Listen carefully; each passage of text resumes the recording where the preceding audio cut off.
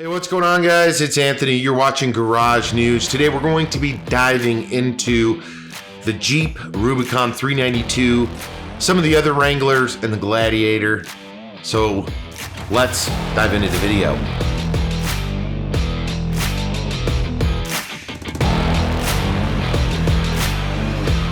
All right, guys, so thank you for tuning in. Again, I'm Anthony.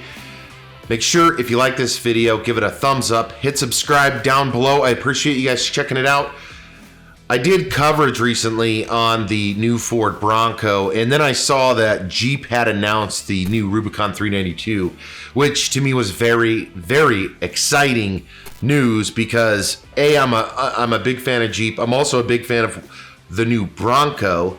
Now, obviously, I have a lot more history as far as the Jeep world. I've got a good buddy that owns a shop. I've got to see what people have done. Now, obviously, Bronco has a very strong history, but they've been out of the game for quite a while.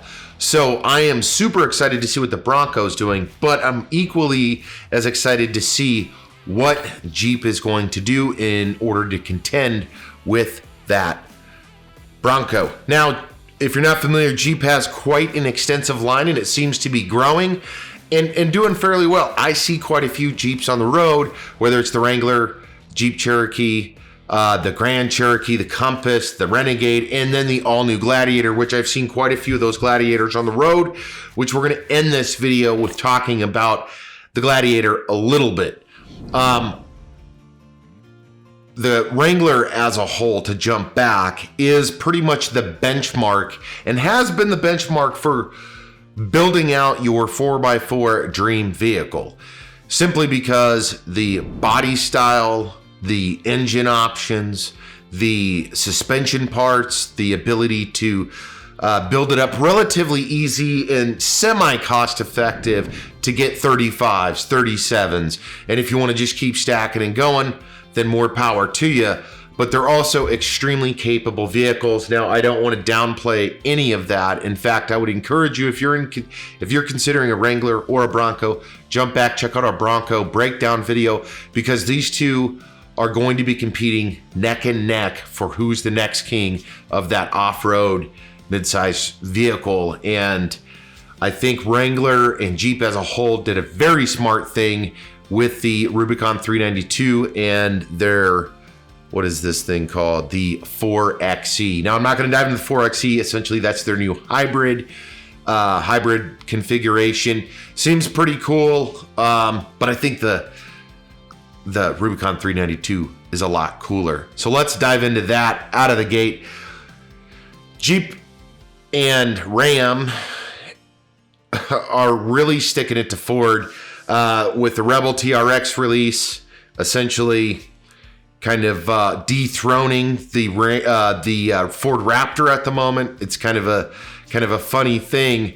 Well, as the Bronco's been announced, Jeep comes back and announces the Rubicon 392, which is super cool in my mind because they restylized it.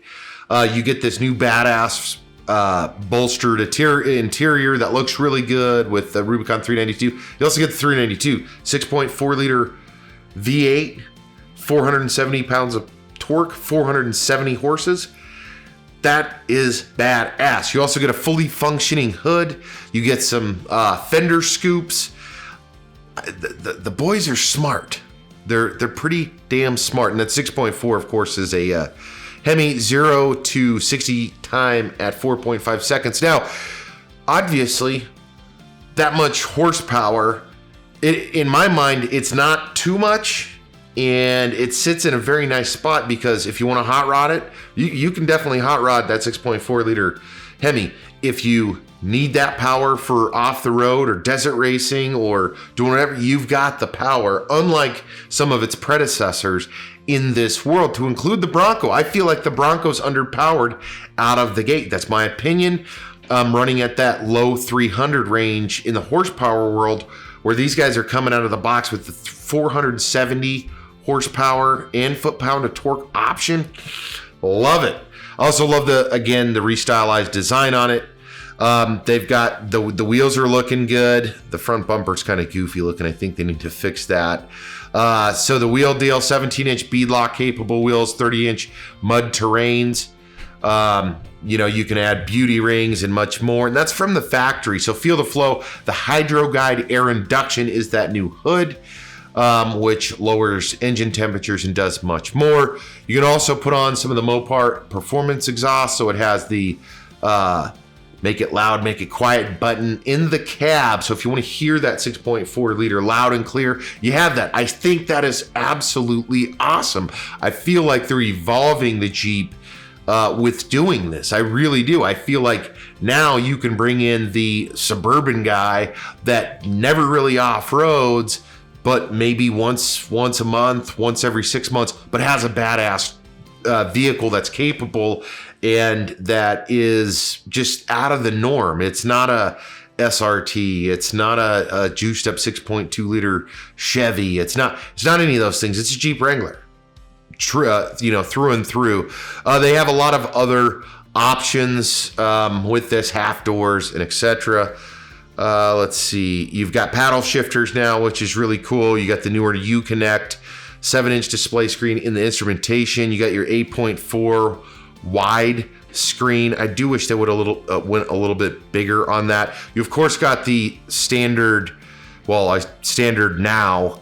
Or updated standard Wrangler interior with a few updates. I think it looks great. I do wish they would have chose a better color for the example. The blue looks cool, but I think like an asphalt gray with a black top, or like a cream color and a black top or something, I think would have fared out a little bit better. Now, one interesting thing to note with this new Rubicon, I'm trying to find, here it is. Is this it? Nope.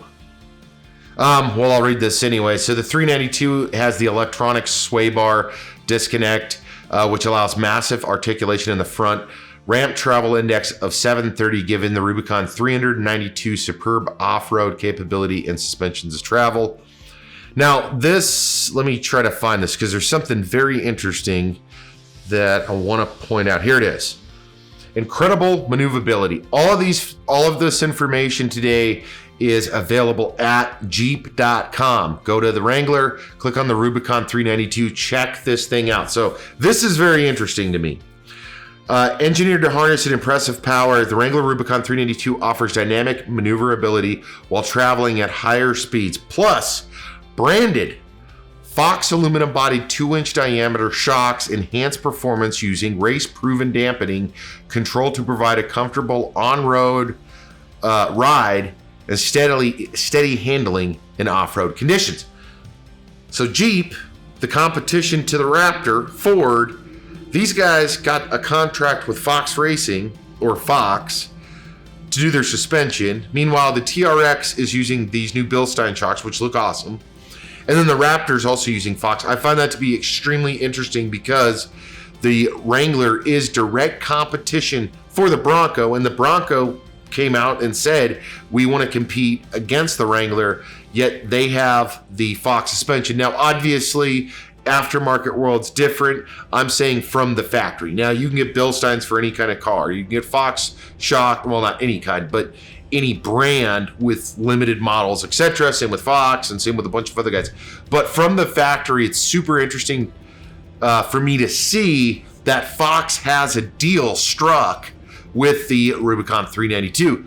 More power to them. I think that is another jab in the eye of the Bronco. However, the Jeep with its cool hood, its cool side fenders, its 392 updated interior, Fox Racing, I think the biggest detriment to the Wrangler is still going to be the newness and to be quite honest, how cool the Bronco looks. Now, in comparison, it is underpowered. The Bronco is quite underpowered, in my opinion, versus this 392, but not all Jeeps are 392s. They have the diesel, and then they have the other motor available as well. So what do you guys think of the Rubicon 392? Was it a smart play on Jeep's part? Are they overcompensating for the competition against Bronco? Because I feel like Bronco could easily catch up. I'm super stoked to see one of these. I really am. I really like the look of it. But again, I'm a fan of the Wrangler, so I would definitely understand someone that is caught between the Bronco and the Wrangler as far as making that purchasing decision. Now let's go up. It is super cool that Jeep is celebrating 80 years of creating. You know, I mean, that's an incredible feat. The Wrangler's been a huge part, again, of that off-road community and will continue to, I feel like, regardless of the Broncos competition or really anybody else.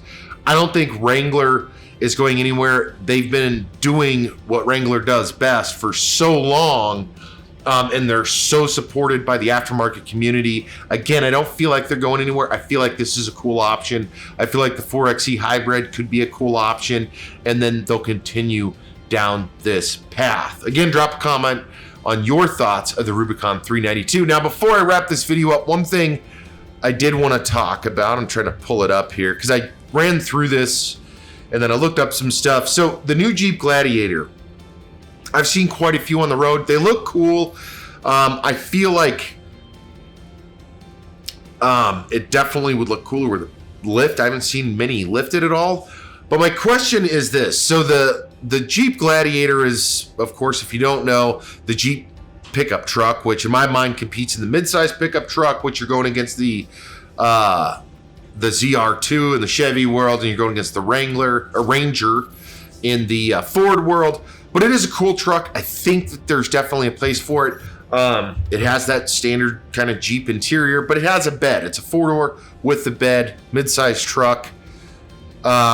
Has a bunch of options. It's not what I wanted to talk about. What the thought that came to my mind was this. Now, just like the Wrangler and some of the other models, you can choose from the 3.6 liter V6 or the 3 liter V6 turbo with a start and stop.